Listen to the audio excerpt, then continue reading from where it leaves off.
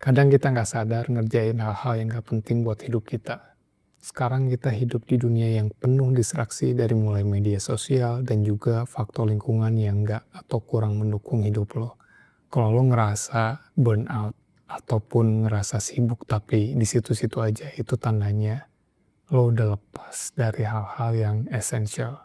Di sini gue hadir buat ngajakin lo semua untuk ngerjain hal-hal yang penting di hidup lo atau back to essential. It's not simple, tapi ya kita harus berusaha buat back to essential, buat ngerjain hal-hal yang penting di hidup kita. So by the way, ini video pertama gua setelah sekian lama gua nggak upload video di YouTube.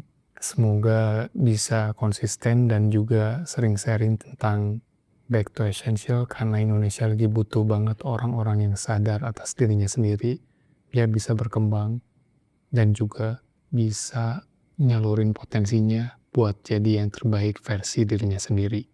Sebenarnya hidup lo nggak perlu ribet. Lo cuma perlu tahu mana prioritas daripada asal kerja. Biar lo stabil, bukan cuma sok sibuk doang. Kerjain hidup lo yang benar-benar penting, nggak perlu ngikutin orang lain yang nggak relate sama kehidupan lo. Lo nggak perlu takut akan kondisi lo sekarang, lo juga nggak perlu takut akan kondisi lo ke depan. Yang lo pentingkan adalah saat ini, detik ini, sekarang, apa yang lo kerjain, atau apa yang lo perlu kerjain. Kalau misalkan lo perlu istirahat, istirahat. Kalau misalkan lo perlu ngerjain tugas lo kerjain tugas lo. Kalau misalkan lo harus calling seseorang, call seseorang. Make it simple, nggak perlu dibawa ribet.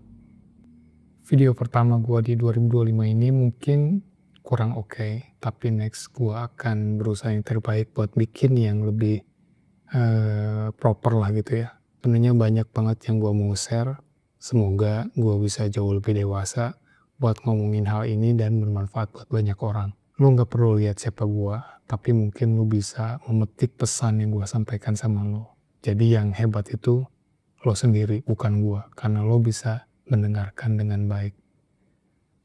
Sesuatu yang mahal yang jarang banget orang punya sekarang itu bisa jadi pendengar yang baik. Lo bisa memetik sebuah pelajaran dari pesan yang mungkin yang gue sampaikan ini sederhana, tapi ketika lo bisa menyimak dengan baik, lo paham apa yang gue maksud, menurut gue lo yang hebat.